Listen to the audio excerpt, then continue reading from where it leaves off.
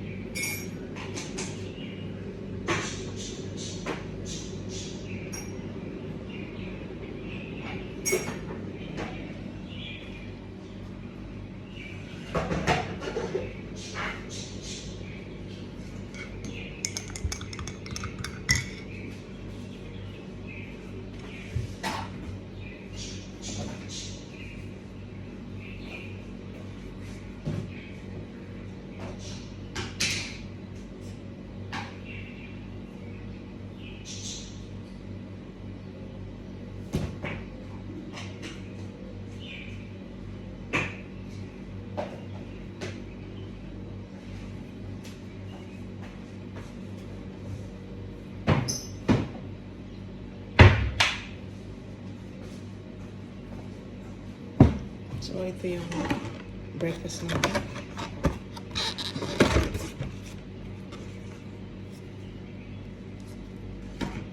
Karoon tayo ng dalawang slice guys. Ayaw kumain na marami sa umaga.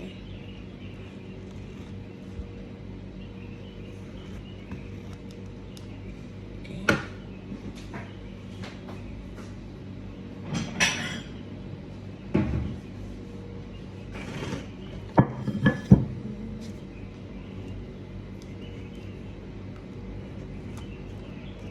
Lapit lang kasi kami sa supermarket. Nandiyan sa tapat namin. So, here it is.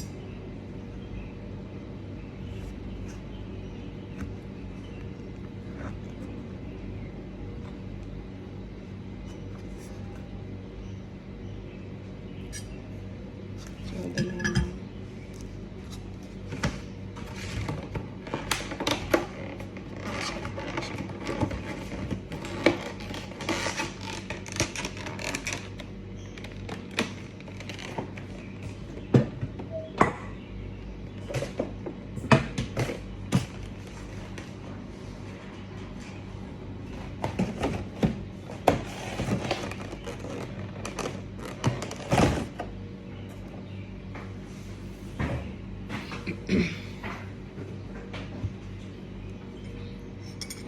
Ay, kapagod.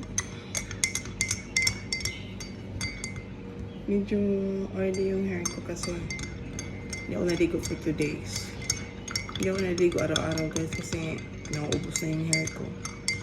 Kakaligo. Every other day na lang. So ito lang. Hindi naman ako kumakain sa umaga ng kanin. Either cake or biscuits or sandwich. Yun lang kinakain ko sa umaga. Then, kakain ako ng lunch 1:30 or 2 o'clock. Nasanay na ako guys kasi matagal na ako dito. Tsaka black lang yung coffee ko. Ayoko nang may coffee mint, ayoko na may creamer. Gusto ko pure black.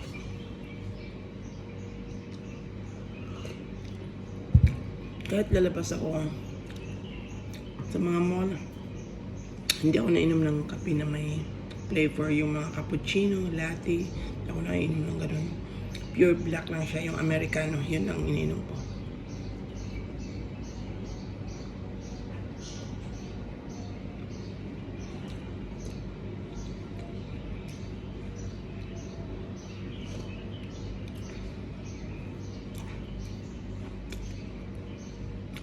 So medyo patapos na yung winter namin dito sa Dubai.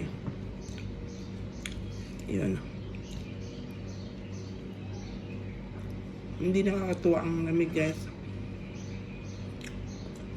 Maraming masakit sa katawan pag malamig. Mas okay sa akin ang summer, ang init, kaysa lamig.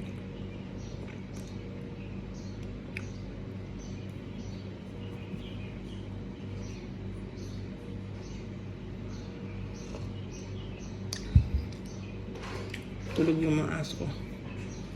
So umaga, ginigising ko sila 7 o'clock. Ilalakad sila sa labas. Tapos, pagbalik na, matutulog sila ulit. Nasa sofa sila ngayon. Tulog.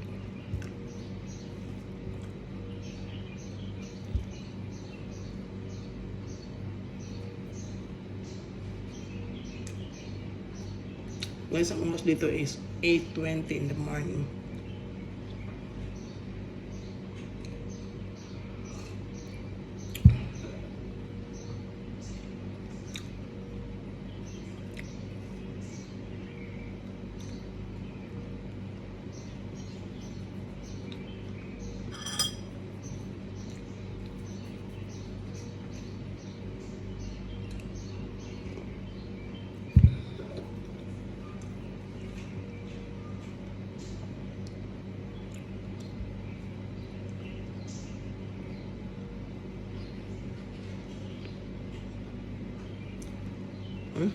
Diba?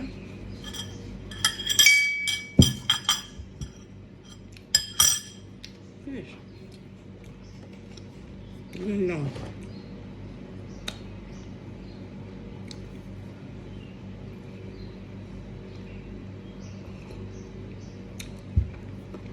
Pag nakain ako ng breakfast like rice and ulam, masakit yan ko. Nasanay na ako na hindi ko makain sa umaga. Kape lang at saka kaunting tinutulak ng kape, okay na sa akin yun. Sa gabi din hindi ako kumakain ng rice. Something like kape or sandwich or fruits. Basta hindi ako kumakain sa gabi. Randomly kung kasama ako sa mga kaibigan ko, nalabas kami. Pero magtiti kami, yung chai ng Indian. Tapos yung sandwich na may egg or chicken, yun kinakain namin. Pero konti lang yun guys. Kasi masyado heavy.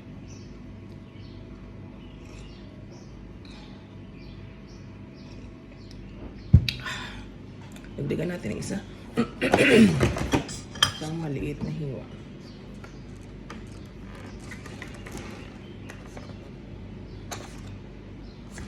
Mahal nito. Hindi naman masarap. Pero, binili ko kaya kainin ko na lang.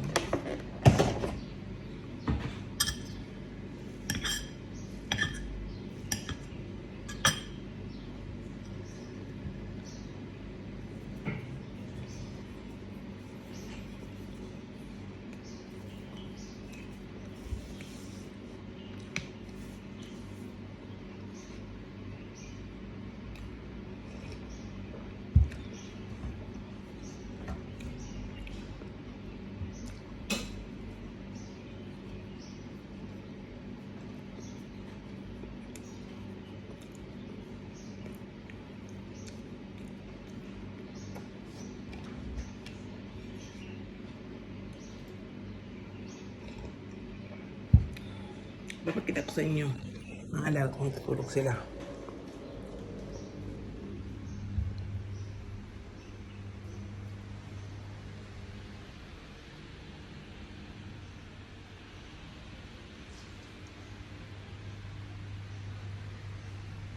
Hello, Sasha.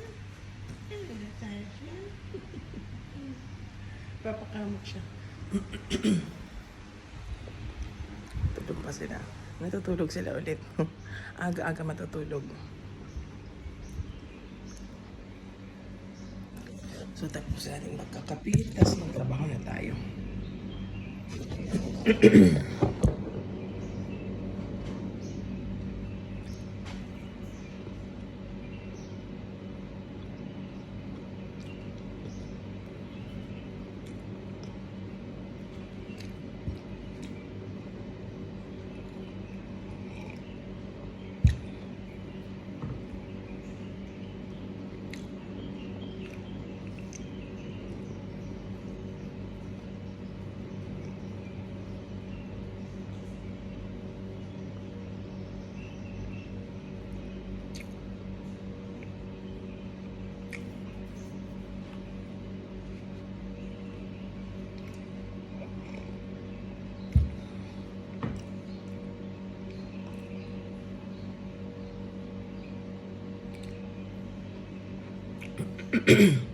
Maganda dito sa abroad, guys. Kasi kahit pa paano, mabibili mo yung gusto mo, nakapagpadala ka sa pamilya mo, nakakaipon ka konti. Kumpara mo sa Pilipinas. Pilipinas, ang kikitain mo doon hanggang pagkain lang. Walang extra. Walang shopping. Kasi isa shopping mo pa ba yun? Bili mo na lang ng bigas. Dito, libre ang pagkain, libre ang bigas mo, libre ang ulam. Tapos pag nagsusweldo ka, buo siya. Sa akin kasi guys, ang ginagawa ko, pag nagsusweldo ako, unang-una kong ginagawa sa sweldo ko is, magbabayad muna ako ng mga utang ko, mga hiram, ganun. Binabayaran ko muna yun. Then, nagpapadala ako sa family ko. Then, meron akong savings konti. Then, yung allowance ko, yun yung hati ng sahod ko. So, meron akong savings na walang nakakaalam. Sekreto yun. Kasi pag may savings ka na, sasabihin mo sa tao, ihiramin nila yun. Mahirap magpautang, guys. Ako mahilig kasi ako tumulong. Pero na-trauma ako nung naka-encounter ako ng isang kaibigan na ang tigas magbayad. Ang tigas talaga. Nagagalit pa siya. Nagagalit siya kung sinisingil. Bakit daw hindi ako makapag-antay? Alam nyo guys, pag umutang kayo, kung ano yung date or pangako nyo na isusulit nyo or magbayad kayo sa inutang nyo, gawin nyo yun. Kasi nakakasira ng tiwala pag hindi kayo nagbabayad sa tamang oras, tamang panahon. Parang marami kong friends, 1, 2, 3, meron akong 3 friends na binlock ko. Ang dahilan, utang. Sila pa ang galit sa akin. Diyos ko, hindi ko alam kung masama ba ako. Kasi yung pinautang ko sa kanila, under my name, inuutang ko yun sa bangko, niloloan ko, pinapautang ko sa kanila. Tapos ilampas-lampas nila sa due date. Ayun, masisira ang pangalan ko. Siyempre magagalit ako. Tapos ngayon, masama ako. Ang ginawa ko na lang, binayaran ko lahat yung utang. Tapos hindi ko na sila pinapautang at hindi ko na rin sila kaibigan. Kasi pag magkaibigan pa kami ulit, later on, after few months, uutang ulit. Hindi mo makatanggi kasi kaibigan kayo, di ba?